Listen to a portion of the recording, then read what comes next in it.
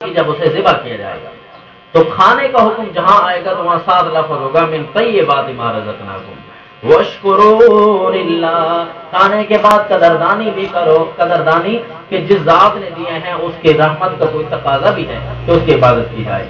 ان کنتم ایاہ تعبدون، دیکھا واشکروا للہ ان کنتم ایاہ تعبدون. تو بات خلاصہ وہی توحید کی طرف نکل رہا ہے کہ اگر تم کھا پی کر اللہ کی نعمتوں کی قدردانی توحید کے رنگ میں نہیں کرو گے تو تمہارا پھر کوئی شکریہ قابل قبول نہیں.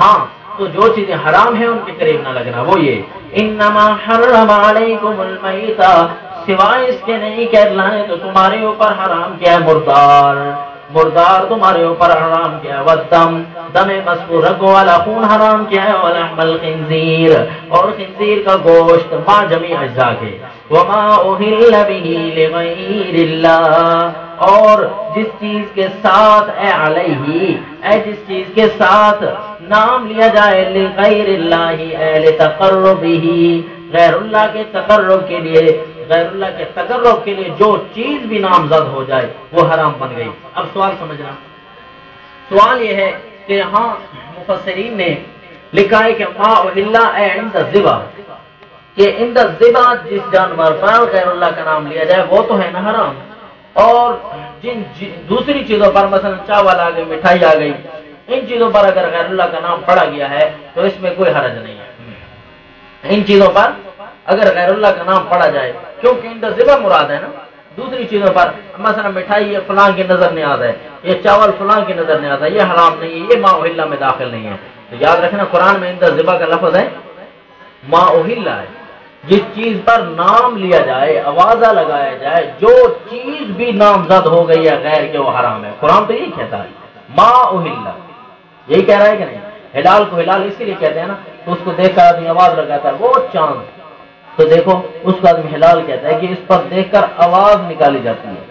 تو اہلا یعنی جو چیز نامزد ہو گئی، جس چیز پر آواز لگ گئی کہ یہ قرآن کے نام کے چاہے جو بھی ہے وہ حرام ہے. جانور ہے تب بھی حرام، مٹھائی ہے تب بھی حرام، چاول ہے تب بھی حرام. بات سمجھے کہ نہیں سمجھے؟ اب رہ گیا مفسرین کی بات کہ مفسرین نے عند الذبح کا اشارہ تو کیا جانوروں، صرف جانور مراد ہوں گے. تو یاد رکھنا وہ تفسیر نہیں ہے، وہ تصویر ہے. کیا مطلب؟ تفسیر نہیں ہے، تصویر یعنی ایک صورت بیان کی جائے کہ ما اہل کی ایک صورت یہ بھی ہے کہ جس طرح ہمارے علاقوں میں عند الذبح لیا جاتا ہے. تو عند الذبح کیا بنی؟ تفسیر کی تصویر، تصویر. یاد رکھنا فَمَنِ اضْطُرَّ غَيْرَ بَاغٍ وَلَا عَادٍ فَلَا إِثْمَ عَلَيْهِ، پس جو مجبور کیا گیا ہے غیر باغ، وہ بغاوت کرنے والا نہ ہو یعنی لذت کا، ولا عاد قدر حاجت سے بڑھنے والا بھی نہ ہو، فلا اثم علیہ، چیز تو اسی طرح حرام بن گئی لیکن اس پر گناہ کوئی نہیں ہے. گناہ اس کا اٹھ جائے گا، چیز حلال نہیں ہوئی، چیز اسی طرح حرام ہے. یاد ان اللہ غفور الرحیم، کیونکہ بے شک اللہ معاف کرنے والے، رحم کرنے والے ہیں. ان الذين يكتمون ما انزل اللہ من الکتاب، ان لوگوں کا بیان جو غیر اللہ کی نیازیں بیان نہیں کرتے کہ یہ چیز غیر اللہ کی نیاز ہے اور یہ چیز اللہ کی نیاز ہے، ان لوگوں کا بیان.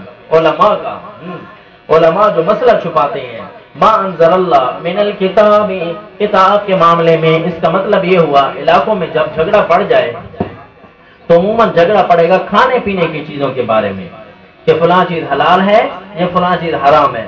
تو اس وقت کے علماء پر زجر ہو رہا ہے کہ جو اس وقت حق کے مسئلہ کو چھپاتے ہیں. بے شک وہ لوگ جو چھپاتے ہیں ما انزل اللہ کو، جو کتاب کا نازل شدہ مسئلہ ہے، وَيَشْتَرُونَ بِهِ ثَمَنًا قَلِيلًا، اور اس کے بعد وہ خریدتے ہیں قیمت تھوڑی یعنی آخرت کے اعتبار سے. اولئک ما یاکلون فی بطونہم، یہی تو ہے کہ اپنے پیٹوں میں صرف آگ بھر رہے ہیں. اللہ ان کے ساتھ دن قیامت کلام شفقت بھی نہیں فرمائیں گے، نہ ان کو گناہوں سے کبھی پاک کریں گے، بلکہ ان کے لیے تو عذاب ہوگا انتہائی درد دینے والا. یہی تو لوگ تھے جنہوں نے پسند کیا ہے گمراہی کو بدلے ہدایت کے، یہی تو لوگ ہیں. والعذاب بالمغفرہ، عذاب کو بدلے مغفرت کے. فما اصبرهم علی النار، فعل تعجب، کس چیز نے ان کو صبر کرا دیا ہے آگ پر؟ اتنی شرم نہیں آتی ان ملاؤں کو؟ اللہ سے نہیں ڈرتے یہ ہیں؟ حلال حرام کے مسئلے چھپاتے ہوئے شرم نہیں آتی؟ فما اصبرهم علی النار، اس کی وجہ کہ آگ کو پر کیوں ڈالا جا رہا ہے؟ کہ ذالک بان اللہ نزل الکتاب بالحق، یہ مذکورہ سزائیں اس لیے دی جا رہے ہیں کہ بے شک اللہ نے تو حق کتاب نازل کی تھی۔ وان الذین اختلفوا فی الکتاب، حق کے مسئلے میں جنہوں نے کتاب کے مسئلے میں اختلاف کر ڈالا، لفی شقاق بعید، وہ انتہائی دور کی گمراہی میں۔ بھائی دور سے کہاں، کس چیز سے دور مراد ہے؟ اے بعید عن الحق، لکھ لو بعید عن الحق، یعنی حق سے بہت دور ہیں۔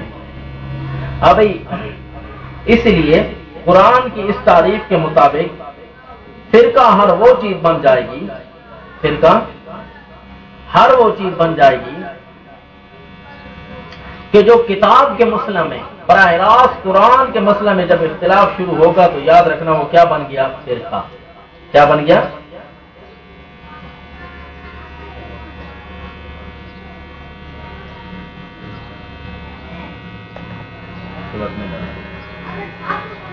تو وَإِنَّ الَّذِينَ اخْتَلَفُوا فِي الْكِتَابِ لَفِي شِقَاقٍ بَعِيدٍ، تو قرآن کی اس تعریف کے مطابق جو کتاب میں اختلاف کرتے ہیں، یعنی قرآن کے اس مسئلہ میں کوئی بھی فرقہ براہ راست جب قرآن سے ٹکر کھائے گا تو اس وقت فرقہ فرقہ بن جائے گا۔ تو یہ قرآن کی تعریف صادق ہے، وَإِنَّ الَّذِينَ اخْتَلَفُوا فِي الْكِتَابِ لَفِي شِقَاقٍ بَعِيدٍ، کہ جو قرآن کے مسئلہ میں اختلاف کرتے ہیں وہ ہیں کھلی گمراہی میں۔ یہ قرآن کی تعریف ہے، یاد رکھنا فرقے کے بارے میں۔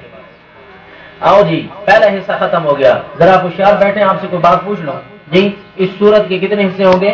تو پہلا حصہ کہاں تک تھا؟ ہاں، آیت نمبر 176 تک۔ اس مسئلہ اس حصہ میں کتنے مضمون تھے؟ 3۔ پہلا توحید کا، وہ کہاں تک تھا؟ آیت نمبر 88 تک۔ دوسرا صداقت کتاب، وہ کہاں تک تھا؟ آیت نمبر 118 تک۔ اور تیسرا صداقت رسول، وہ آخر تک چلا۔ آخر میں مسئلہ توحید کا ایک دفعہ پھر اعادہ کیا گیا، جس کے لیے صداقت قرآن تھی اور جس کے لیے صداقت رسول تھی، اس کا اعادہ کر کے آپ نے دیکھا بات شروع بھی توحید سے ہوئی، آیت نمبر 21 یا ایھا الناس اعبدوا، بات ختم بھی توحید پر ہو رہی ہے، مشکل باتیں ختم ہو گئی ہیں، ٹھیک ہے۔ اب آگے آسان ربط ہے، یاد رکھنا۔ یہاں سے لیس البر سے دوسرا مضمون یعنی مضمون جہاد فی سبیل اللہ، تفصیل سے آپ نے پڑھا والا کہاں؟ سورۃ توبہ اور سورہ الانفال میں، ٹھیک ہے جی۔ مضمون جہاد، لیس البر ان تولوا وجوہکم سے، بس آپ باتیں نیچے لکھیں۔ لیس البر حصہ ثانیہ مضمون جہاد، مجاہد کے لیے 10 شرائط کا بیان، مجاہد کے لیے 10 شرائط کا بیان۔ مجاہد کم از کم اس انداز سے میٹرک پاس ہونا چاہیے۔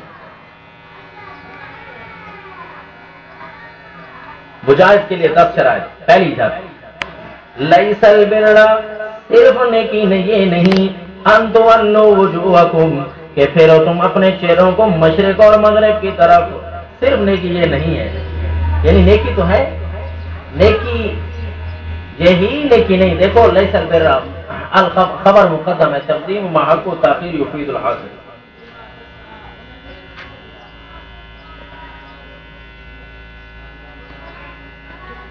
لیس البر یعنی نیکی صرف اسی میں بند نہیں ہے، ان تولوا وجوہکم، تو اس کا مطلب ہے نیکی ہوگی تو صحیح نہ وہ کم از کم جو اس کے علاوہ ہو، یعنی نیکی صرف یہی نہیں ہے کہ پھیرو تم اپنے چہروں کو مشرق کی طرف یا مغرب کی طرف، ولکن البر، بلکہ نیکی تو یہ بھی ہے کہ من آمن باللہ، اور وصف نمبر 1 جو اللہ پر ایمان لاتے ہیں، یہ وصف اعتقادی، اس کے 5 حصے ہیں، ہے 1 لیکن 5 حصے۔ نمبر 1 آمن باللہ، وہ پکا موحد ہونا چاہیے، والیوم الآخر، دہری نہیں ہونا چاہیے، آخرت کو مانتا ہو، والملائکہ، فرشتوں کو مانتا ہو، منکر حدیث نہ ہو، والکتاب، ساری کتابوں کو مانتا ہو، والنبیین، سارے نبیوں کو مانتا ہو، نمبر 1 ہو گئی۔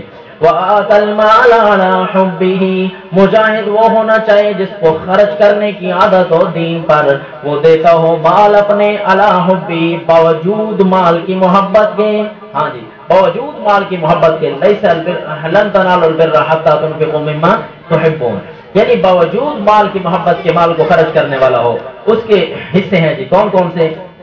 یہ دیکھو،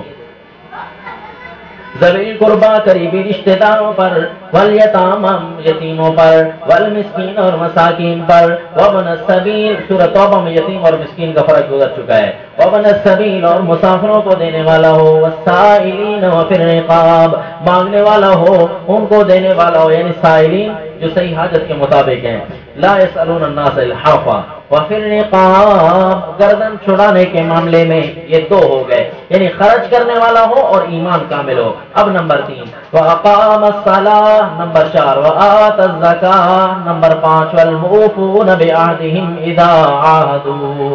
یہ نمبر کتنے ہو گئے؟ 6. جی اچھا، وہ جو پہلے تھے نا من آمن باللہ ان کو 5 گنو، ایمان کے 5 حصے، من آمن باللہ والیوم الآخر والملائکہ والکتاب والنبیین، یہ 5 ہوئے. اور آت المال 6، آت المال 6،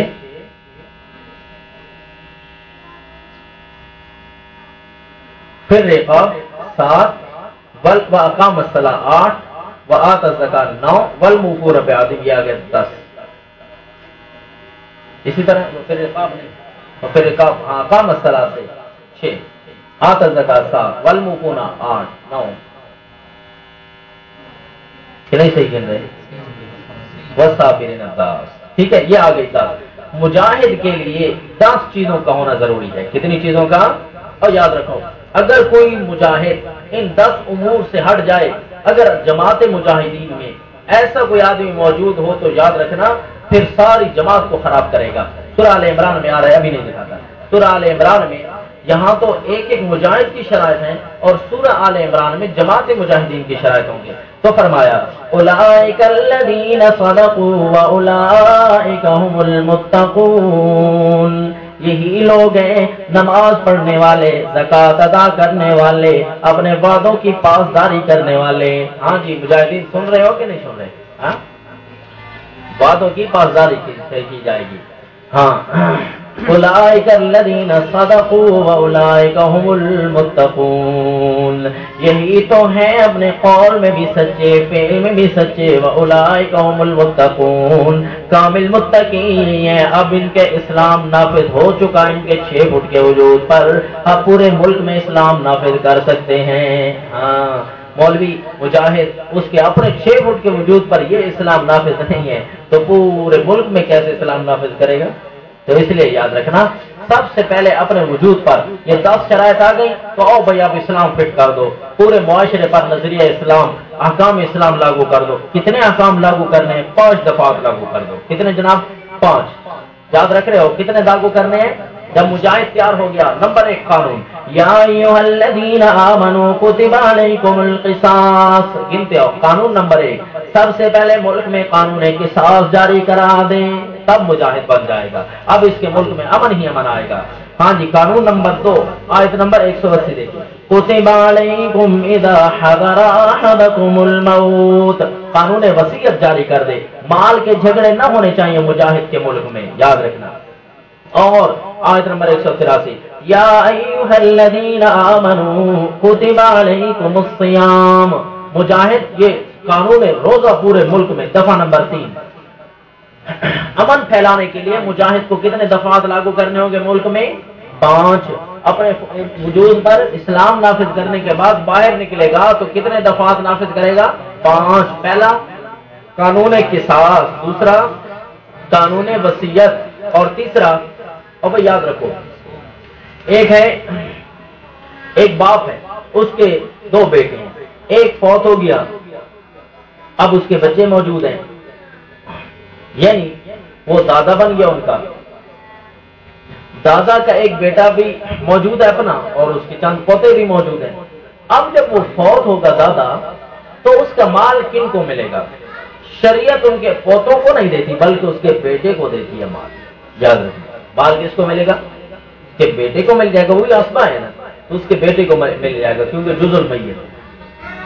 اب قانون یہ سوال یہ ہوتا ہے کہ ایک تو ان بیچاروں پوتوں وہ یتیم ہو چکے ہیں، ایک تو ان کا اپنا والد نہیں رہا دنیا میں، اور دوسرا جائیداد دادا کی جائیداد میں سے بھی پوتوں کو حصہ نہیں مل رہا، وہ بھی بڑے بیٹے کو مل رہا ہے، دوسرا بیٹا وہ فوت ہو چکا تھا دادا کی زندگی میں بھی، دادا ہمیں کچھ نہیں دیتا، پوتے اب آگے لڑنے کے لیے، ایک تو ہم یتیم ہیں اور دوسرا شریعت ہمیں مال بھی نہیں دیتی، سارا مال ہمارا چلے گیا ہے، ایک ہمارا والد نہیں رہا۔ تو بھائی یاد رکھنا اس میں شریعت کا تو کوئی قصور نہیں ہے، دادا کو اللہ نے یہ قانون جاری کیا ہے کہ تم وصیت کر کے جاؤ کہ جو تیرا اپنا مال ہے نا تہائی حصہ وہ تو تم اپنے پوتوں کے لیے وصیت کر سکتے ہو، وہ تمہارے کس نے دیا سارا کا سارا بیٹوں کو، وصیت دادا نے نہیں کی ہے، اس میں اسلام کا کیا قصور ہے؟ اسلام تو پہلے ہی درج دے رہا ہے کہ تم پہلے وصیت جاری کرو اور پوتوں کو دو، تو ثلث مال سے تہائی مال سے تم پوتوں کو بھی دیا جا سکتا ہے کہ نہیں دیا جا سکتا؟ تو اب اس پر اسلام پر کوئی اعتراض نہیں آتا، اعتراض ہے تو دادا جی پر ہے، کس پر جی؟ یاد رکھیں قانون وصیت جاری کر دو تو یہ بھتیجے اپنے چچاؤں سے نہیں لڑیں گے، تو پھر یاد رکھو ملک میں امن ہی امن پھیل جائے گا۔ دوسرا، طبیعتوں کو نرم رکھنے کے لیے قانون روزہ نافذ کر دو، طبیعتوں کو، طبیعت میں درندگی ہو تو کسی کے لیے عمل لاگو کرنے میں کیا ضرورت ہے؟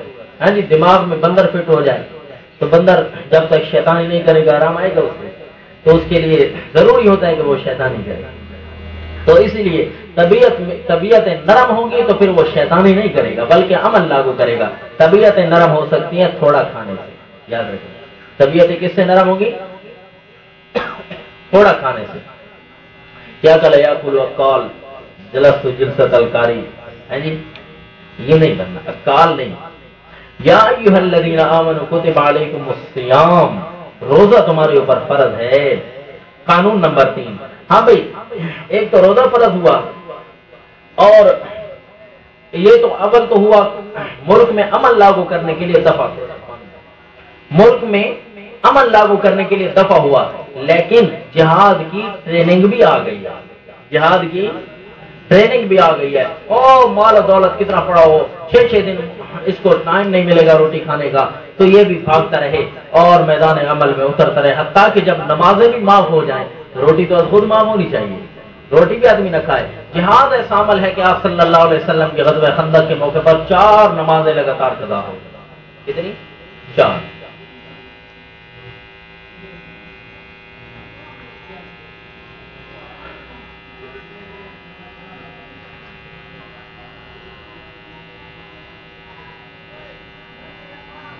ابھی تو روزہ نہیں ہے نا، ابھی تو پی سکتے ہیں، تو اسی لیے جہاں نمازیں قضا ہو سکتے ہیں تو وہاں ہماری ایک پلیٹ روٹی کی بھی یہ بھی قضا ہو جائے تو کوئی حرج نہیں، لیکن تب قضا ہوگی کہ جب عادت بن جائے گی روزہ رکھنے کی۔ ایک آدمی ہمیں کہہ رہا تھا یار میں جو بیمار ہوں، تھوڑا بہت اتنا زیادہ بیمار نہیں تھا، ایک مریض ہوتا ہے اور ایک متمرض ہوتا ہے نا، جان بوجھ کر ہے مریض، میں جو تھوڑا سا بیمار ہوں گرمیوں کے دنوں میں روزہ نہیں رکھوں گا، میں وہی روزے قضا کر دوں گا سردیوں کے دنوں میں جا کر، تو یہ کر سکتا ہوں کہ نہیں؟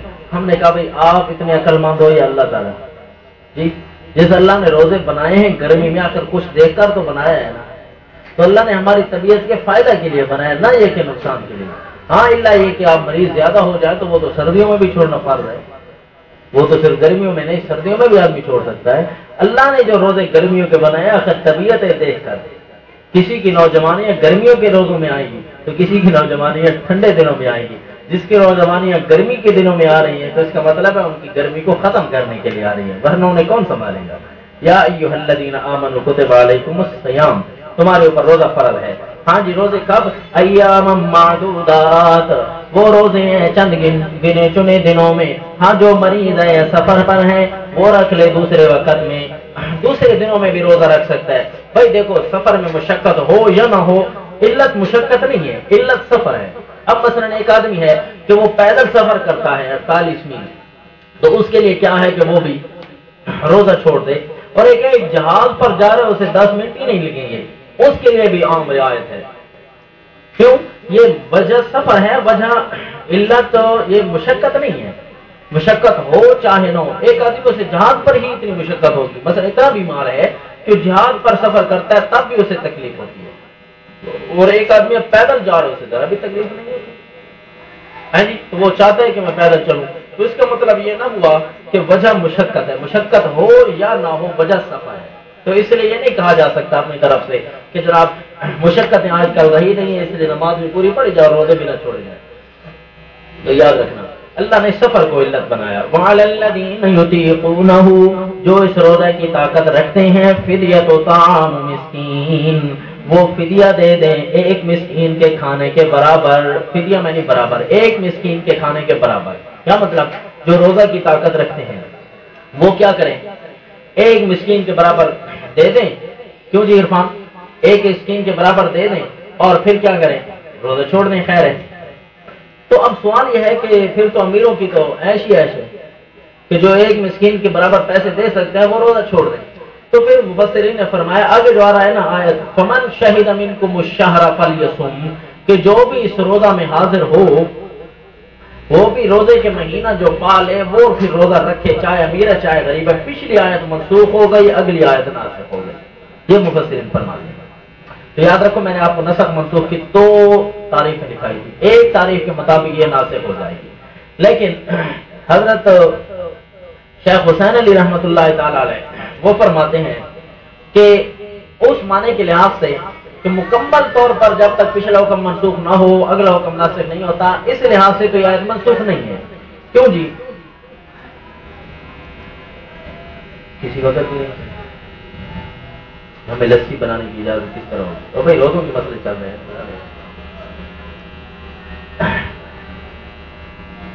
تو اس لیے وہ فرماتے ہیں کہ نسخ منسوخ سے بچنے کے لیے ایک اور جو کامل طریقہ موجود ہے وہ یہ ہے کہ وَعَلَى الَّذِينَ يُطِيقُونَهُ، کہ آتا ہے نا حمزہ باب افعال کا سلب ماخذ کے لیے بھی، سلب ماخذ کے لیے بھی. مثلا شکا زیدن، زید نے شکایت کی، فَأَشْكَيْتُهُ، اس کا کیا معنی ہوتا ہے؟ میں نے اس کی شکایت کو ختم کیا، میں نے اس کی شکایت کو دور کر دیا، یہی معنی ہوگا. تو اس لیے یطیقون اطاق یطیق اطاقت ان سے باب ہے. کیا معنی؟ کہ جو روزہ کی طاقت نہیں رکھتے، سلب ہے نا طاقت کا سلب، یعنی جو روزہ کی طاقت نہیں رکھتے، فدیتون، تو ان کو دینا چاہیے فدیہ ایک مسکین کا. تو آج بھی حکم اسی طرح برقرار ہے، منسوخ ہونے کی وجہ کوئی نہیں. ٹھیک ہے. تو اس لیے مسئلہ یہ ہے کہ ایک آدمی جو انتہائی قسم کا بیمار اس عالم میں پہنچ گیا کہ صحت کی امید کوئی نہیں رہی، تو اس کو چاہیے کہ وہ ایک مسکین کے برابر ہر روزے کا فدیہ ادا کرے. وہ کتنا ہے؟ 2.25 کلو گندم، یا پھر 4 کلو کشمش، یا 4 کلو کھجور، چاہے اجوائی کیوں نہ ہو. تو ایک مسکین کو یہ دے 2.25 کلو گندم یا وہ دے. اگر اس کو اس چیز کی بھی طاقت نہیں ہے تو پھر اس پر موقوف ہے، یہ فدیہ بھی اس پر معاف ہے، حتیٰ کہ وہ اتنے پیسوں کی انتظار میں رہے. جب اس کو پیسے مل جائیں گے تو اس وقت پھر وہ فدیہ ادا کرے. اگر نہیں ملتے اور موت آ گئی تو پھر تو آج ہو گئی، کیا کرے؟ ایک آدمی کے دونوں پاؤں ہی نہیں ہے تو وہ پاؤں دھوئے گا کیسے؟ وضو میں اس کے کتنے فرض ہوں گے؟ 3 تو ہو گئی نہیں، کیونکہ اس کے پاؤں جو نہیں ہے.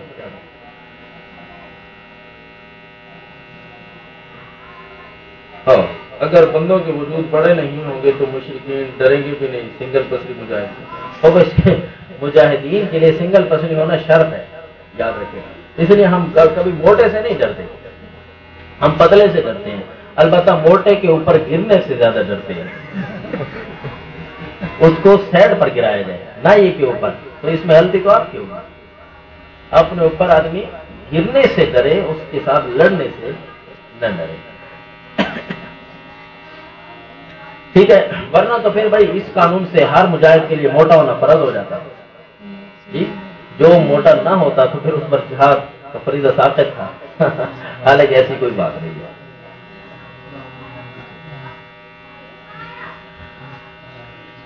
اچھا جی، تو آپ کو عرض کر رہا تھا کہ فدیے کا مسئلہ یہ ناسخ منسوخ کی بحث سمجھ آ گئی. تو شیخ حسین علی جن 5 آیتوں کو منسوخ نہیں مانتے ان میں سے یہ بھی تھی. شہر رمضان، نیچے لکھو وقت روزہ. روزہ رکھنا کب ہے؟ روزہ اس مہینے میں رکھنا ہے کیونکہ یہ عبادت للہ مخصوص ہے. اس کو لیے مہینہ ہی ایسا ہونا چاہیے جس میں کلام اللہ کے نازل ہوئی ہے. شہر رمضان الذی انزل فیہ القرآن، کیونکہ اس میں قرآن نازل ہوا ہے، ہدی للناس، لوگوں کے لیے رہنمائی کرنی ہے، وبینات من الہدی، اور یہ نازل ہوا ہے واضح واضح دلائل بن کر، ہدایت بھی ہے فرقان بھی ہے، حق اور باطل کے درمیان فرق کرتے جاتی ہے۔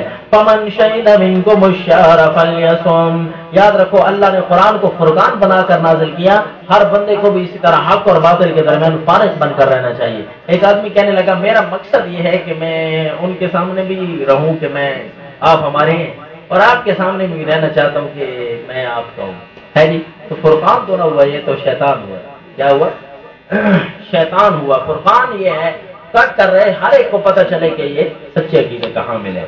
فمن شہد منکم الشہر فلیصم، جو بھی پالے تم میں سے مہینہ کو وہ روزہ رکھے۔ ایک مہینہ، ایک آدمی سارا مہینہ وہ بے ہوش رہا، ذرا بھی اس پر افاقہ نہیں ہوا، تو اس نے گویا مہینہ پایا ہی نہیں ہے، اس پر ایک روزہ بھی فرض نہیں ہے، وہ فدیہ ادا نہیں کرے گا۔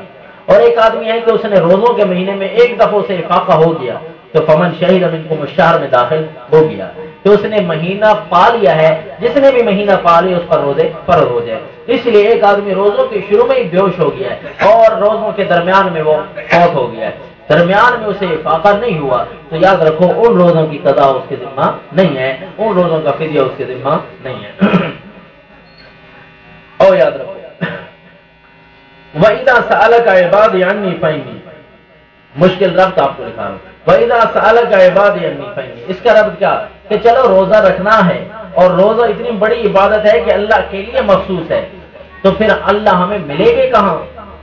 حدیث شریف میں الصوم لی وانا اجزی بہ یا وانا اجزا بہ، روزہ میرے لیے ہے میں خود اس کی جزا ہوں، یا روزہ میرے لیے ہے میں اس کو جزا دوں گا، تو کہاں سے لینے جائیں؟ تو جواب ملا وَإِذَا سَأَلَكَ عِبَادِي عَنِّي فَإِنِّي قَرِيبٌ، جب میرے بندے میرے بارے میں سوال کریں تو میں کتنا ہوں، میں کہاں ہوں، تو فَإِنِّي قَرِيب، میں بہت زیادہ قریب ہوں، نَحْنُ أَقْرَبُ إِلَيْهِ مِنْ حَبْلِ الْوَرِيدِ، ہم اس کی شارک سے بھی زیادہ قریب ہیں۔ دیکھو نا، جو چیز جتنی قریب ہوتی ہے وہ نظر نہیں آیا کرتی، کیونکہ مجتبیٰ جو چیز جتنی بھی نزدیک ہو وہ نظر نہیں آئے گی۔ دیکھو ہمارے آنکھ کا یہ پردہ ہمارے اتنا زیادہ قریب ہے نا، ہمیں نظر ہی نہیں آتا، حالانکہ ہمارے آنکھ کے ساتھ بیٹھا ہے لیکن ہمیں نظر نہیں آتا۔ تو جب حصی مثال کے ذریعے ایک چیز اتنی قریب ہو وہ نہیں سمجھ آتی، تو مولا حقیقی جتنا زیادہ قریب ہے ہمیں کیسے سمجھ آ سکتا ہے؟ ہاں، اجیب دعوت الداعی اذا دعان، ہمارے قریب رہنے کی دلیل یہ ہے کہ جب بھی پکارنے والا ہمیں پکارتا ہے میں اللہ اس کی پکار کا جواب دیتا ہوں، میں اللہ اس کی پکار کو قبول کرتا ہوں۔ فَلْيَسْتَجِيبُوا لِي وَلْيُؤْمِنُوا بِي اذا دعانی، جب وہ مجھے پکارے، جب وہ واسطے وسیلوں کی نفی ہو رہی ہے نا، جب وہ مجھے پکارے یعنی ڈائریکٹ۔ وَحِلَّ لَكُمْ لَيْلَةَ الصِّيَامِ الرَّفَثُ إِلَىٰ نِسَائِكُمْ هُنَّ لِبَاسٌ لَكُمْ، روز نیچے لکھو، روزے کے متعلقہ بقیہ احکام، یہ 3 دفعات ہو گئے۔ کون کون سے؟ قانون قصاص جاری کرو، قانون وصیت جاری کرو، قانون صیام، روزے کر طبیعتیں نرم ہو جائیں گی، اور مجاہد کے لیے 4تھا دفعہ ہو رہا ہے، آیت نمبر 188 دیکھیے، وَلَا تَأْكُلُوا أَمْوَالَكُمْ بَيْنَكُمْ بِالْبَاطِلِ وَتُدْلُوا بِهَا إِلَى الْحُكَّامِ، دفعہ نمبر 4، مجاہد تیرے لیے جائز ہے، تیرے لیے واجب ہے کہ ملک میں عمل لاگو کرنے کے لیے رشوت کا نظام ختم کر دے، ملک میں عمل لاگو کرنے کے لیے رشوت کا نظام ختم ہونا چاہیے۔ سمجھ آ رہے کہ نہیں؟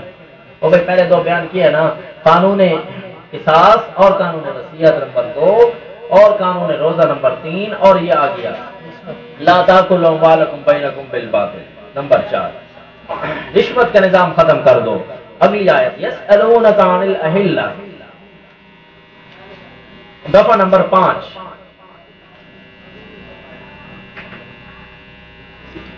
دفعہ نمبر 5،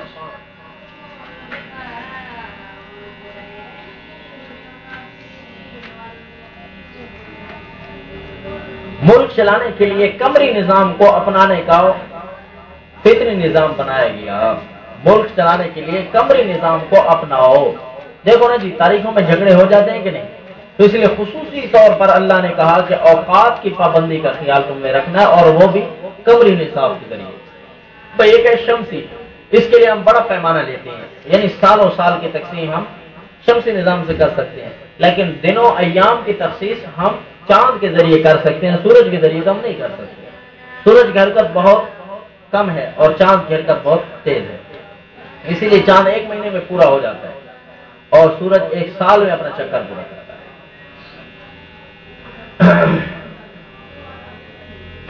اس لیے آپ نے دیکھا ہوگا کبھی سورج یہاں سے یہاں سے یہاں سے یہاں سے یہاں سے اور مختلف دنوں سے مختلف جگہ سے طلوع ہوتا ہے، کیونکہ تھوڑا سا تفاوت کے ساتھ طلوع ہوتا ہے، اس لیے روزانہ فرق آدمی معلوم نہیں کر سکتا۔ اس لیے قرآن میں بھی رب المشارق والمغارب، کئی مشرقوں کا رب، کئی مغربوں کا رب، رب المشرقین و رب المغربین، ایک طرف اور دوسری طرف، خط استوا کے ایک طرف اور دوسری طرف، ایک مشرق ایک اور دوسری مشرق ایک، ٹھیک ہے، رب المشرق والمغرب، پوری سمت کو کہہ دو ایک مشرق اور ایک مغرب۔ اب بات سمجھ آئے کہ نہیں؟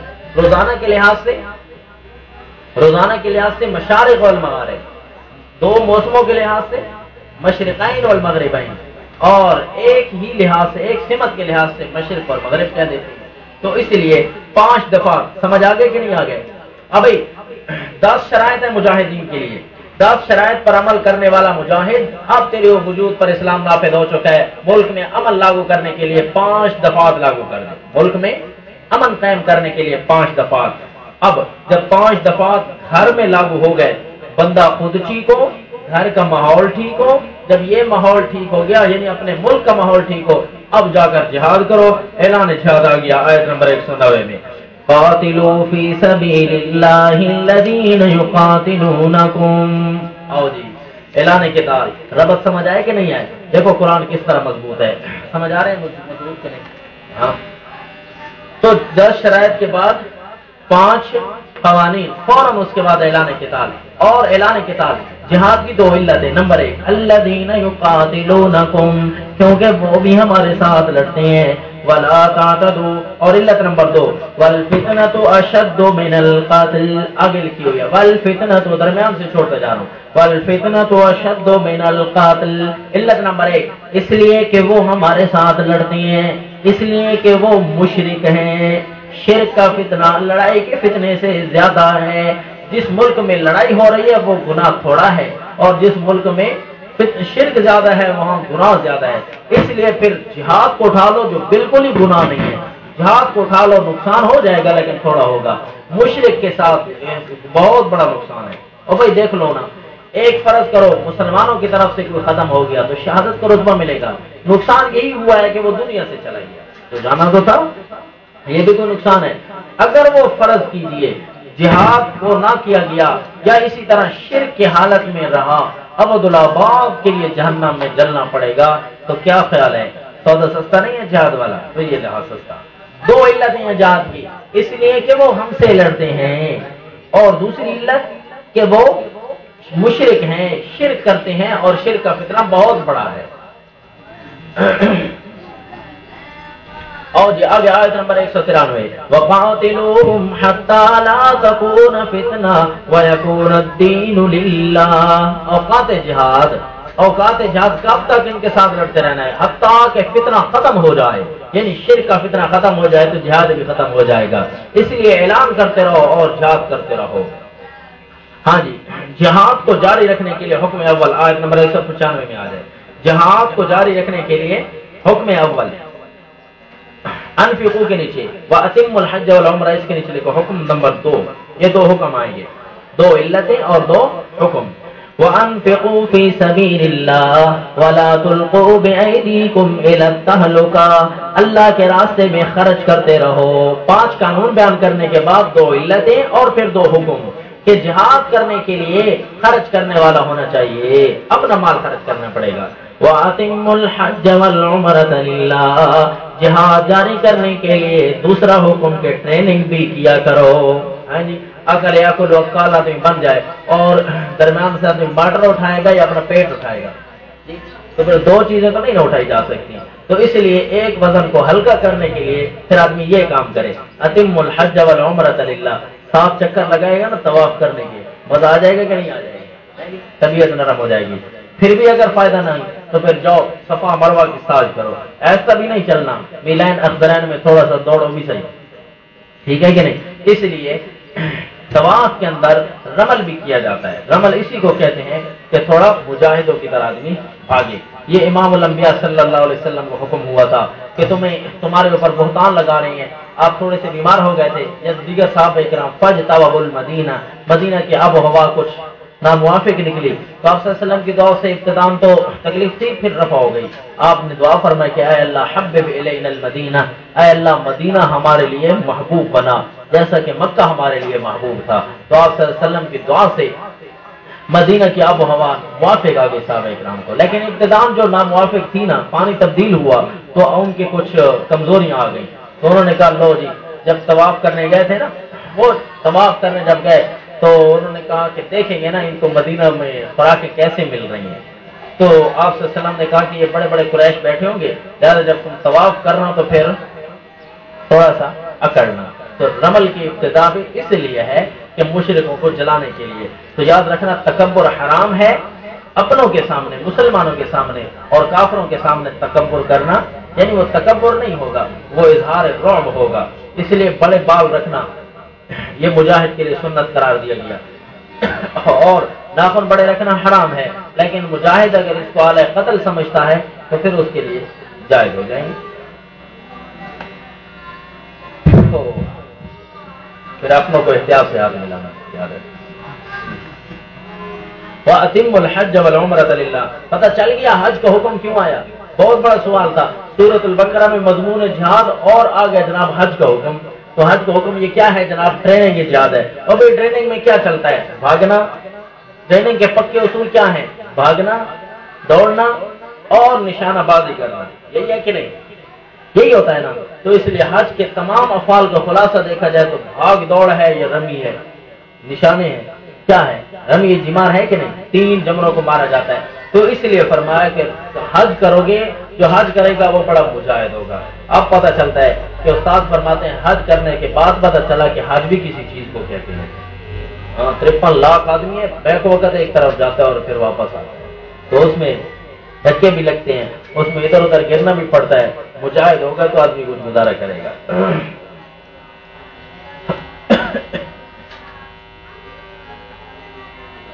الحج اشہر معلومات, حج کے اوقات آ گئے. الحج اشہر معلومات, درمیان میں احکام ہیں, میں چھوڑتا جا رہا ہوں, آپ کو ربط بتاتا جا رہا ہوں. الحج اشہر معلومات, حج کے مہینے معلوم ہے. بھائی کون کون سے, شوال, ذوالقعدہ, ذوالحجہ. یہ اشہر الحج کہے جاتے ہیں. کیا, ذوالحجہ کے 10 دن. جی, ذوالحجہ کے 10 دن, شوال, ذوالقعدہ, ذوالحجہ. ان مہینوں میں کوئی بھی حج نہ کرنے والا جس نے حجۃ الاسلام نہیں کیا, جس پر ایک دفعہ فرض نہیں تھا, اب ان مہینوں میں اگر وہ حدود حرم میں داخل ہو گیا ہے تو پھر کیا ہوا جی, اس پر حج فرض ہو گیا. یہ مہینے حج کی, یاد رکھنا, یہ معنی ہے. ہاں آگے آگے, لیس علیکم جناح ان تبتغوا فضلا من ربکم. حج پورا کرنے کے بعد کیا کام ہے. ہاں جی, فمن الناس, آیت نمبر 200 میں آ جاؤ. فمن الناس, حج کا اقسام حجاج, حج کرنے والے 2 قسم کے ہوتے ہیں. من یقول ربنا آتنا فی الدنیا وما له فی الآخرۃ من خلاق. ایک یہیں سے جو چلتے ہیں سفر کرنے کے لیے اور واپسی کا سارا بندوبست طے کرتے ہیں. ہاں جی, کون کون مل کے رونا سے, کون کون سامنے آئے گا, پھر کون کون ہار پہنانے آئے گا. ترتیب بنائی جا رہی ہے. ابھی حج پر بھی پورا نہیں کیا اور پہلے سے ترتیبیں شروع ہیں. ایک حاجی وہ ہوتے ہیں اور دوسرے حاجی ہوتے ہیں بیچارے اکیلے جائے, اکیلے آئے, نہ کوئی ہار نہ سنگار. ہارنے کی نشانی نہیں, ہار گیا ہے جی. یہ نہ کوئی ہار نہ سنگار, واپس آتا ہے وہ اللہ کا حاجی ہوتا ہے. کیا جی, وَمِنَ النَّاسِ مَن يَقُولُ, لوگوں میں سے وہ کہتا ہے ربنا آتنا فی الدنیا, اللہ دے دے ساری چیزیں دنیا میں, مَا لَهُ فِی الْآخِرَةِ مِنْ خَلَاقٍ, آخرت میں پھر ان کا کچھ بھی نہیں. سرائکی میں کہتے ہیں کاک بھی کونی. وَمِنْهُمْ مَن يَقُولُ, دین کا حاجی وہ ہے جو کہتے ہیں اے اللہ دنیا میں بھی اتنا دے دے کہ آدمی تیری نیکیاں کر سکے. وَفِي الْآخِرَةِ حَسَنَةً, اللہ آخرت میں بھی اچھا دے, دنیا میں بھی ایسا نہ ہو کہ ہم گناہ میں ہاتھ ڈال دیں اسی مال و دولت کے پیچھے. اتنا دے لے کہ نیکی کما لیں, یعنی نیکی آسان طریقہ سے کر لیں, اور اتنا بھی دے. اس لیے ہمارے شیخ فرمایا کرتے تھے, حضرت قاضی صاحب محدث فرماتے تھے کہ جیب سارے جیب انشاءاللہ ہوں بھی کو 5 روپے ٹکے ہوئے ہو سکتے. ہاں جی, اس لیے کہ بس تھوڑا بہت ہی ہونا چاہیے، یہ نہ کہ بالکل بھرا ہوا ہونا چاہیے، اور نہ یہ کہ سب کے سامنے ہر وقت لام یہ لے لام یہ لے لام یہ لے، پھر یہ بھی تو نہیں نہ پڑنا چاہیے۔ تو اسی لیے اللہ سے اتنا کچھ مانگ سکے کہ آدمی گناہ میں ہاتھ نہ ڈالے، اتنا کچھ ہو جائے۔ حسنہ وفی الآخرۃ حسنہ، خلاصہ یہ کہ وقنا عذاب النار، حاجی ہوتا ہے تو یہ وقنا عذاب النار۔ اولئک لہم نصیب مما کسبوا، یہی تو ہیں جو کما گئے اپنا حصہ، یہی تو ہیں جو اپنا حصہ لے گئے۔ واللہ سریع الحساب، واذکروا اللہ فی ایام معدودات۔ شیطان نوٹے مارو، یہ آگے جی رمی آگے، رمی کیا احکام ہے؟ وَمِنَ النَّاسِ مَن يُعْجِبُكَ قَوْلُهُ، شروع میں بھی جہاد، آخر میں بھی جہاد معلوم ہوا۔ حج کا حکم درمیان میں کہ وہ ٹریننگ جہاد کے لیے آیا، عرفان کس کے لیے آیا؟ ٹریننگ جہاد کے لیے۔ حج کا حکم درمیان میں جو آیا ٹریننگ جہاد کے لیے آیا، بات سمجھ آ گئی۔ اگر آپ لکھو لوگوں کی اقسام کہ کس قسم کے لوگ جہاد کر سکتے ہیں، لوگوں کی اقسام کس قسم کے لوگ جہاد کر سکتے ہیں؟ وَمِنَ النَّاسِ مَن يُعْجِبُكَ قَوْلُهُ، باطونی قسم کے لوگ جہاد نہیں کر سکتے۔ باطونی او باتوں میں بڑے ٹرے مارنے والا ہے کہ ہم نے تو یہ کیا تو ہم نے تو وہ کیا، یہ جہاد نہیں کر سکتے، یہ دفعہ ٹرکانے والے ہیں۔ کون سے دفعہ؟ دفعہ ٹرکانے۔ ایک یہ بھی ہوتا ہے کہ بعض اگلوں کو پھر ٹرکاؤ ورنہ خود ٹرک جاؤ، بس اس قانون پر عمل کرنے والے بھی ہوتے ہیں۔ باطونی قسم، ان کی باتیں آپ سنیں گے، وَمِنَ النَّاسِ مَن يُعْجِبُكَ قَوْلُهُ فِي الْحَيَاةِ الدُّنْيَا، دنیا کی زندگی میں ان کی باتیں نبی کو بھی حیرت میں ڈال دیتے ہیں، مارے تو بڑی ساری شے ہے، لیکن جو گرجتے ہیں وہ برستے نہیں۔ وَيُشْهِدُ اللَّهَ عَلَى مَا فِي قَلْبِهِ، مزید یہ کہ قسمیں بھی اٹھاتا ہے اپنے دل پر، حالانکہ وہ أَلَدُّ الْخِصَامِ، وہ بڑا جھگڑالو ہوتا ہے۔ وَإِذَا تَوَلَّى سَعَىٰ فِي الْأَرْضِ، جھگڑالو ہوتا ہے، ابھی جہاد تو کر نہیں سکتا، ابھی جو جہاد نہیں نہ کر سکتا وہی تو لڑتا ہے، جو جہاد کر سکتا ہے وہ اپنوں کو کچھ نہیں کہتا، وہ باہر جا کر لیتا ہے۔ یہ جھگڑالو جو ہوتا ہے، خصامت کرنے والا جھگڑالو قسم کا لوگ، یہ اپنے گھر میں تو ہوتے ہیں، دوسروں کے شیر نہیں ہوتے۔ وَإِذَا تَوَلَّى سَعَىٰ فِي الْأَرْضِ، جہاں بڑی بڑی تقریریں کر کے گیا، صدقے یا رسول اللہ پیار جتلا کر گیا، لیکن وہاں کسی صحابی کی زمین کو دیکھا تو آگ لگا دی، کھیتی کو کچھ جانور کھڑے تھے تو ان کو بھی مار ڈالا۔ وَاللَّهُ لَا يُحِبُّ الْفَسَادَ، اللہ ایسے فسادیوں کو نہیں پسند کرتے۔ وَإِذَا قِيلَ، جب اسے کہا جائے نا اتق اللہ، اللہ کا نام جب اسے دیا جائے، تجھے خیال نہیں آتا یار اللہ سے نہیں ڈرتا، أَخَذَتْهُ الْعِزَّةُ بِالْإِثْمِ، تو بڑا بنتا اچھا مینو سمجھیں دو تو سن، أَخَذَتْهُ الْعِزَّةُ بِالْإِثْمِ، مجھے تم سمجھاتے ہو میں ایسا ہوں فَحَسْبُهُ جہنم، ایسے کا ٹھکانہ کہاں ہے؟ جہنم میں ہے۔ تو یہ باطونی قسم کے لوگ کبھی جہاد نہیں کر سکیں گے۔ دوسری قسم آیت نمبر 207 میں دیکھو، قسم نمبر 2، وَمِنَ النَّاسِ مَن يَشْرِي نَفْسَهُ ابْتِغَاءَ مَرْضَاتِ اللَّهِ، اس قسم کے لوگ جہاد کر سکتے ہیں جو اپنے ہر کام میں اللہ کی رضا چاہتے ہیں۔ وَمِنَ النَّاسِ مَن يَشْرِي نَفْسَهُ ابْتِغَاءَ مَرْضَاتِ اللَّهِ وَاللَّهُ رَءُوفٌ بِالْعِبَادِ يَا أَيُّهَا الَّذِينَ آمَنُوا، دونوں قسمیں بیان کرنے کے بعد عمران کیا بیان ہو رہا ہے؟ دونوں قسمیں بیان کرنے کے بعد فرمایا اے مومنو تم تھوڑے نہیں پورے اسلام میں داخل ہو جاؤ۔ بس جی ہم تو ماشاءاللہ تراویح پوری پڑھتے ہیں جی، نفل روزے رکھتے ہیں، روزے بھی رکھتے ہیں، تہجد بھی پڑھتے ہیں، نہیں مومنو صرف یہی تو نہیں ہے، جہاد بھی تو پڑا ہوا ہے۔ یا ایھا الذین آمنوا، اے مومنو ادخلوا فی السلم، داخل ہو جاؤ اسلام میں، کافۃ پورے کے پورے۔ حل ينظرون، آیت نمبر 210، حل ينظرون الا ان یاتیہم اللہ، دو قسم کے لوگوں ایک قسم میں داخل ہو جاؤ، باطونی قسم کے نہ بننا، ورنہ تخفیف برائے تارکین جہاد، ورنہ حل ينظرون الا ان یاتیہم اللہ، اے عذاب اللہ، یہ اسی انتظار میں ہے کہ اللہ کا عذاب آ جائے، فی ظلل من الغمام، اور بھی سائے کے بڑے بڑے سائے جیسے بادل ہوں گے، والملائکہ، اور فرشتے ہوں گے، یعنی آسمان سے اس طرح عذاب پلٹے گا جس طرح دھواں ہوتا ہے۔ وَقُضِيَ الْأَمْرُ وَإِلَى اللَّهِ تُرْجَعُ الْأُمُورُ، جہاد نہ کرنے والوں مصیبتوں سے بچ نہیں سکو گے۔ اور یاد رکھنا مجاہد کے لیے 10 شرائط بیان کرنے کے بعد 5 دفعات کے لاگو کرنے کا حکم دیا گیا۔ جب 5 دفعات ملک میں لاگو ہو گئے دو وجہ سے جہاد کرنا علت بیان کی گئی ہے، پھر دو حکم دیے گئے جہاد کرنے کے، پھر اس کے بعد دوسرا حکم کون سا تھا؟ ٹریننگ والا۔ دو حکم بیان کرنے کے بعد دو قسم کے لوگ بیان کیے گئے، دو حکم، دو علتیں، دو حکم، دو قسم، ٹھیک ہے؟ دو قسم کے لوگوں کے بعد تخفیف برائے تارکین جہاد آئی۔ زُيِّنَ لِلَّذِينَ كَفَرُوا الْحَيَاةُ الدُّنْيَا، ہاں جی، دو قسم کے لوگ پھر آ گئے جن کے ساتھ جہاد کرنا ہے۔ جلدی جلدی لکھتے ہو نا، پتہ نہیں آپ نے سارے رابط لکھے بھی صحیح۔ دو علتیں، دو حکم، دو قسم کے لوگ جو جہاد کریں گے یا نہ کر سکیں گے، اور دو قسم کے لوگ جن سے جہاد کرنا ہے، یاد رکھنا۔ زُيِّنَ لِلَّذِينَ كَفَرُوا، وسب نمبر 1، سرمایہ داروں سے جو دولت کے نشہ میں مسلمانوں سے مذاق کیا کرتے ہیں، ان سرمایہ داروں سے جہاد کرو، اور زکاتیں نہیں دینے والے، تارکین زکات وغیرہ ذالک۔ یہ سرمایہ دار لوگ کون ہیں؟ سرمایہ دار لوگ، ان کے ساتھ تم نے جہاد کرنا ہے جو اپنے مال کے نشہ میں مسلمانوں سے مذاق کرتے ہیں۔ آیت نمبر 213، جلدی جلدی چل رہے ہو کہ نہیں چل رہے؟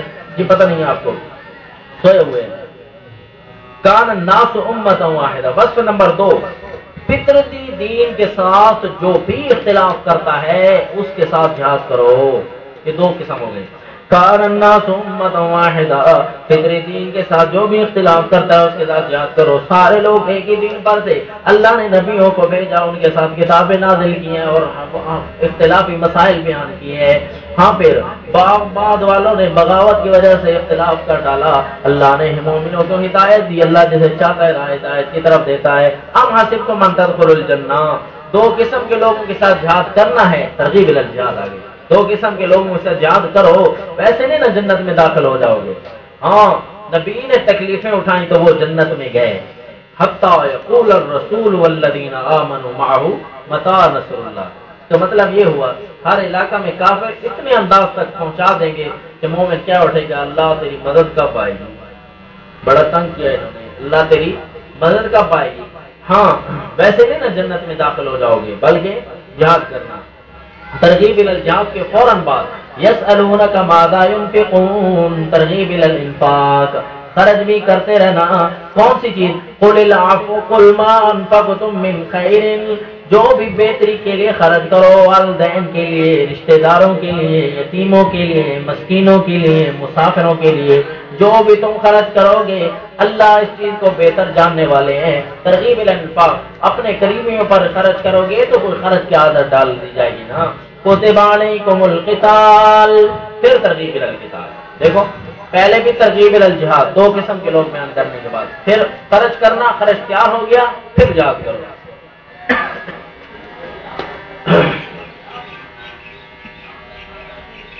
آیت نمبر 217 میں یسألونک عن الشہر الحرام، حکم قتال فی اشہر الحرم، حرم فی اشہر حرم، اشہر حرم میں تم نے قتال نہیں کرنا، اگر وہ کرتے ہیں تو پھر تم کرو۔ اچھا جی، ساری باتیں ختم، کیا ہو گئی؟ ترغیب الی الجہاد آ گئی، لیکن ایک چیز رہ گئی، وہ کون سی؟ آیت نمبر 219 پر آ جاؤ۔ ایک چیز رہ گئی، کون سی چیز؟ کہ مجاہد تب جہاد کر سکے گا جب اس کے گھر کا نظام ٹھیک ہوگا۔ پہلے بنایا نا گھر کے باہر کا نظام، اب آ گئے گھر کا نظام۔ گھر کے نظام کے لیے، تدبیر منزل کے لیے 13 قوانین بیان کیے ہیں۔ کتنے؟ اب میں 13 کر کے گناؤں گا، آپ نے یاد رکھنا ہے۔ خالد سمجھ آ رہی ہے کہ نہیں آ رہی؟ ایک ایک کر کے آپ نے گننا ہے۔ نمبر 1، یسألونک عن الخمر والمیسر، قانون گنتے آنا۔ تدبیر منزل یہ کس کے لیے ہے؟ تدبیر منزل کے لیے، گھر کی آبادی کے لیے 13 قوانین آئیں گے۔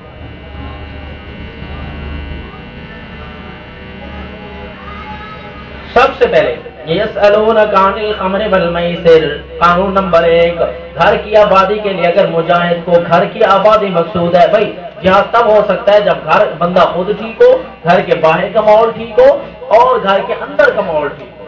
اگر کسی ایک میں گڑبڑ آ گئی تو جہاد نہیں ہو سکے گا۔ بات سمجھی کہ نہیں سمجھی؟ پہلے جی گھر اپنے آپ کو ٹھیک کیا مجاہد کے 10 شرائط کے ساتھ، پھر 5 قانون مجاہد کا ملک ٹھیک ہونا چاہیے، پھر آگے 13 قانون مجاہد کا گھر ٹھیک ہونا چاہیے۔ پہلا، مجاہد اگر تو نے جہاد کرنا ہے تو یاد رکھو گھر میں شرابی اور جواری نہیں ہونا چاہیے۔ یسألونک عن الخمر والمیسر، گھر میں شرابی اور جواری ہوگا تو جہاد کہاں ہے؟ وہ تو جہاد بن جائے گا۔ کیا ہوگا؟ یسألونک ماذا ينفقون۔ قانون نمبر 2، خرچ کرنے کے بھی طریقے ہوتے ہیں۔ قانون نمبر 2، گھریلو آبادی کے لیے ضروری ہے کہ اللہ کے نام پر زائد مال خرچ کیا جائے، بچت کو خرچ کیا جائے۔ قل العفو، آپ صلی اللہ علیہ وسلم نے ارشاد فرمایا اتنا نہ خرچ کر ڈالنا کہ پیچھے بچوں کے لیے کچھ نہ چھوڑ کر جا۔ بچوں کے لیے، بچوں کو تو دوسروں کے سامنے ہاتھ نہ پھیلاتے ہوئے چھوڑ جا، یہ تیرے لیے بہتر ہے اس چیز سے کہ تو سارا خرچ کر دے۔ تیرے لیے بہتر یہ ہے کہ تو بچوں کو سائل بنا کر نہ جا، اتنا کچھ دے کر جانا کہ وہ خود اپنے پاؤں پر کھڑے تو ہو سکے۔ تو اس لیے قل العفو، مجاہد کے گھر کی آبادی کے لیے ضروری ہے کہ زائد بچت اس کو خرچ کیا جائے۔ نمبر 2، یسألونک عن الیتامی۔ نمبر 3، یتیموں کے مال کا خیال رکھنا، گھروں میں لڑائیاں نہیں ہوں گی۔ ہاں پتہ نہیں سمجھ بھی آ رہی ہے کہ نہیں مسعود کو؟ اور بھائی 13 قانون چل رہے ہیں نا، یتیموں کا خیال رکھا جائے اے مجاہدو۔ نمبر 4، لا تنکحوا المشرکات، ہاں مجاہد کے گھر میں مشرک عورت نہیں ہونی چاہیے۔ اور بھائی مشرک کون سی؟ جو آسمانی دین کے قائل نہ ہو۔ کیوں کہ سورہ المائدہ میں استثناء آ گیا ہے کہ والمحصنات من الذین اوتوا الکتاب، اہل کتاب جو عورتیں ہیں جو اللہ کے قرآن کو کم از کم مانتی ہوں ان کو دلائل سے سمجھا دینا۔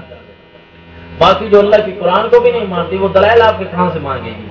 آپ نے تو دلائل دینے ہوں گے اللہ کے قرآن سے۔ ایسی مشرک عورت گھر میں نہیں ہونی چاہیے ورنہ تمہارا جہاد نہیں ہو سکے گا۔ ہاں جی، لا تنکحوا المشرکات حتی یؤمنن۔ قانون نمبر 4، آگے جی قانون نمبر 5، تدبیر منزل نمبر 5 جلدی کریں۔ 233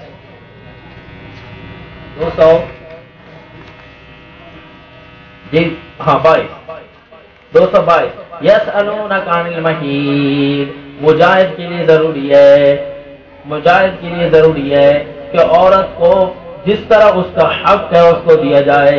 ہاں جی، حالت حیض میں یہودیوں کی طرح مکمل علیحدگی بھی نہ ہو اور عیسائیوں کی طرح مکمل اس کے ساتھ مخالطت بھی نہ ہو، دونوں صورتیں جائز نہیں ہیں، بلکہ مخالطت سے الگ رہتے ہوئے کھانے پینے بنانے میں کوئی حرج نہیں ہے، ورنہ تو پھر جہاد نہیں نہ ہو سکے گا، اس کو تم بالکل اچھوت بنا کر رکھو گے، کیا فائدہ؟ ہاں جی آ جاؤ آگے۔ لا یؤاخذکم اللہ باللغو فی ایمانکم، تو آیت نمبر 225، تدبیر منزل نمبر 6، 13 قوانین بیان ہو رہے ہیں، یاد رکھنا مجاہد کے لیے۔ ہاں جی، تدبیر منزل نمبر 6، چھٹا قانون کون سا جی؟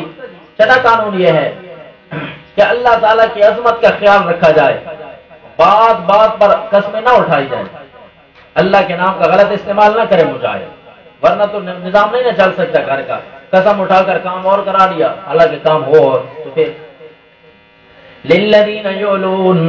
ہاں آیت نمبر 226، تدبیر منزل نمبر 7، قسموں کے ساتھ عورتوں کو بھی ایذا نہ دو، قسموں کے ساتھ عورتوں کو بھی ایذا نہ دو۔ 4 مہینے کے لیے آدمی قسم کھا لے نا، 4 مہینے میں اپنی عورت کے قریب نہیں جاؤں گا، تو 4 مہینے قریب نہیں گیا تو پھر اس پر طلاق پڑ جائے گی، یاد رکھنا۔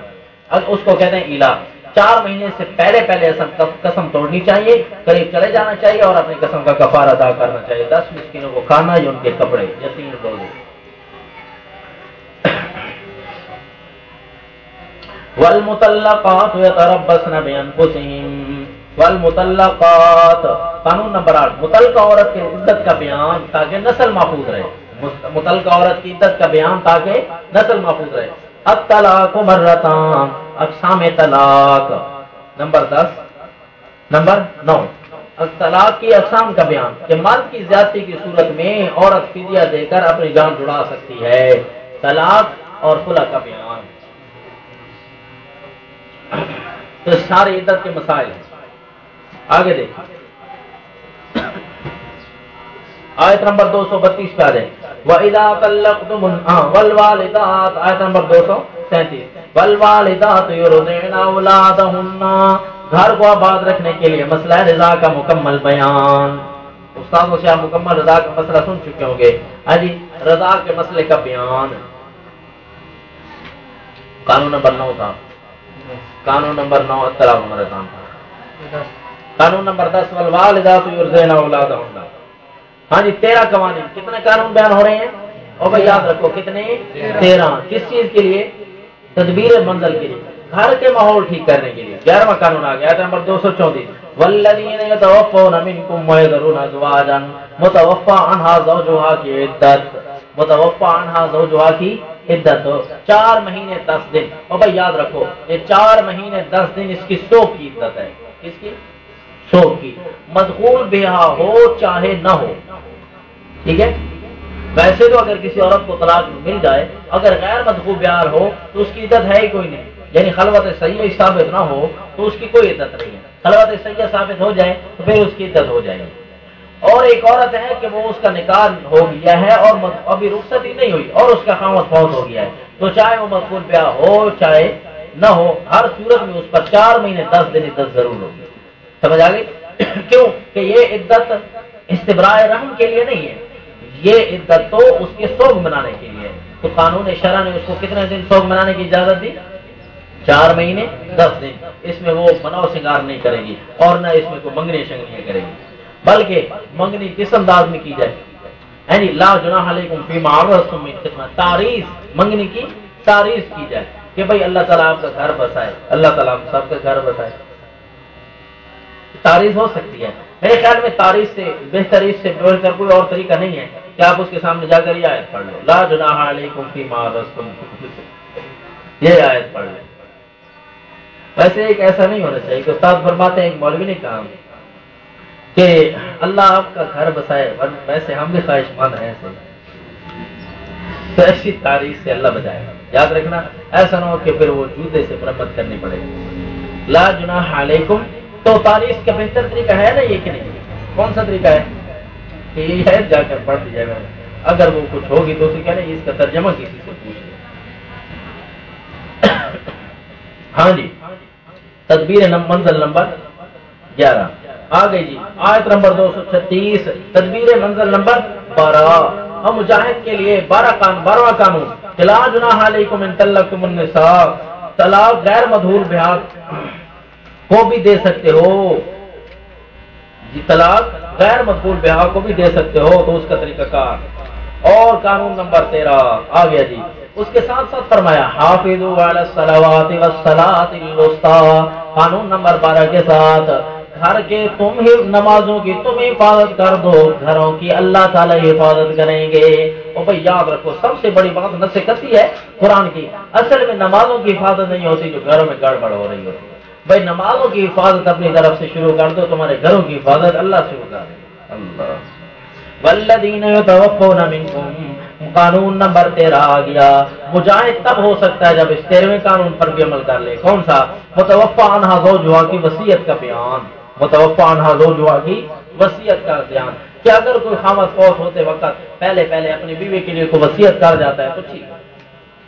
أَلَمْ تَرَ إِلَى الَّذِينَ خَرَجُوا مِنْ دِيَارِهِمْ وَهُمْ أُلُوفٌ حَذَرَ الْمَوْتِ ترغیب إِلَى الْجِهَادِ۔ اور جناب 13 قانون بیان ہوئے، 13 قانون بیان کرنے کے بعد 13 قانون سے پہلے بھی قاتلو، اور پھر آگے أَلَمْ تَرَ إِلَى الَّذِينَ خَرَجُوا ترغیب إِلَى الْجِهَادِ۔ اس کا معنی یہ ہوا مضمون جہاد کا چل رہا ہے، درمیان میں جو بات آ رہے ہیں وہ لواحق کے جہاد ہے، ٹھیک ہے؟ تو 13 قوانین سمجھ آئے کہ نہیں آئے جی؟ تھک گیا ہے؟ تھکا تو نہیں ہونا؟ تو پھر أَلَمْ تَرَ إِلَى الَّذِينَ خَرَجُوا مِنْ دِيَارِهِمْ، بہت سارے لوگ موت کے ڈر سے نکلے تھے، فَقَالَ لَهُمُ اللَّهُ مُوتُوا، جہاد کے ڈر سے بھاگ جانے والے اللہ نے راستے میں ان کو موت دے دی تھی۔ اس لیے قاتلوا فی سبیل اللہ وَاعْلَمُوا أَنَّ اللَّهَ سَمِيعٌ عَلِيمٌ، جہاد کرو یہ عقیدہ رکھ لو کہ بے شک اللہ تمہاری باتوں کو سننے والے، تمہارے حالات کو جاننے والے ہیں۔ ترغیب الی الانفاق، دیکھو جہاد کے بعد پھر انفاق آ گیا، خرچ کرنے کی عادت ہونی چاہیے کہ نہیں ہونی چاہیے؟ ہاں، من ذا الذی یقرض اللہ قرضا حسنا فیضاعفہ لہ اضعافا کثیرا، جو اللہ کو قرض حسنہ دے گا اللہ اس کے کئی گنا کرتا چلا جائے گا۔ الم تر الی الملأ من بنی اسرائیل، تم جہاد کرو اللہ تمہیں فتح دے گا جیسے طالوت کو دی۔ ترغیب الی الجہاد اور فتح کا نمونہ، پتہ نہیں رب لکھتے بھی ہو کہ نہیں ہو۔ لکھو نا، ترغیب الجہاد اور نمونہ فتح. اور اللہ تعالیٰ تمہاری اس طرح فتح دے گا جس طرح کے طالوت کی اللہ تعالیٰ نے فتح دی تھی. تیسرا پارا ختم، دوسرا ختم، تیسرا شروع. ہاں جی، یہ پورا کا پورا واقعہ کس چیز کے بارے میں ہے؟ ہاں جی، تراتم مرارن، کئی دفعہ تم نے اس کو پڑھا ہوگا. حضرت طالوت کو اللہ نے فتح دی، کس چیز کے لیے جناب؟ یاد کے لیے. یہ روابط مشکل تھے، ان روابط کو آپ نے یاد رکھنا. تلک الرسل فضلنا، او بھائی رب کس طرح لگانا ہے؟ او آخری آیت دیکھ لو، تلک آیات اللہ نتلوها علیک بالحق وانک لمن المرسلین. رب کس طرح جی؟ بات کچھ اور چل رہی ہے جہاد کی، اور یہ آیت نبی کی صداقت کے لیے.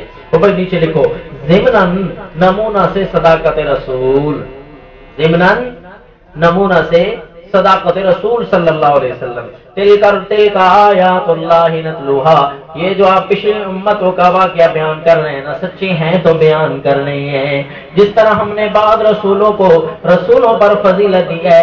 لو شاء اللہ ما قتل الذین من بعدہم من بعد ما جاءتهم البینات. اور جناب یہ کس طرح ربط لگے گا؟ مشکل ہے تو آپ لگاؤ. جس طرح کے مرسلین کی مناسبت سے ضمناً رسل کا تذکرہ کر دیا، مرسلین کی مناسبت سے ضمناً رسل کا تذکرہ کر دیا.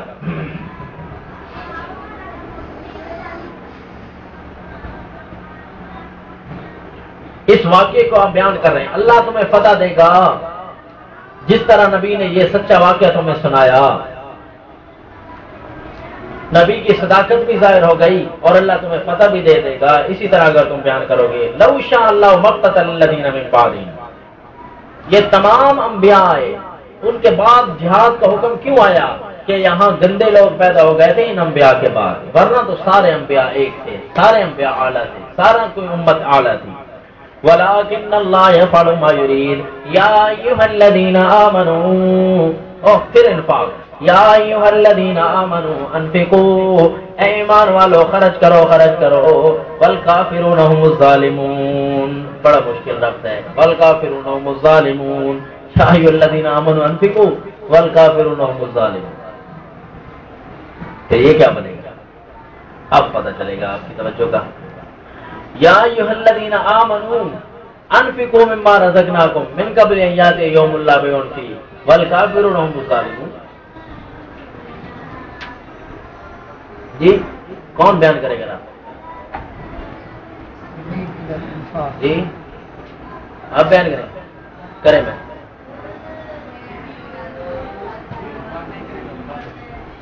جو انفاق نہیں کرے گا وہ کافر ہوگا. او جی اب آپ سارے کافر ہیں. آج آپ نے کس نے انفاق نہیں کیا؟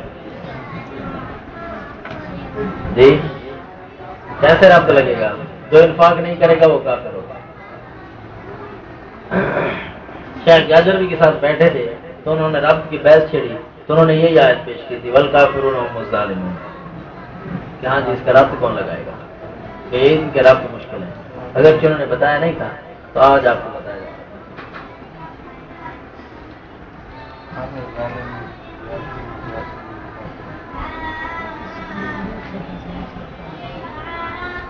یا ایھا الذین آمنوا، اے مومنو خرچ کرو، کافروں والی عادتیں نہ اپناؤ.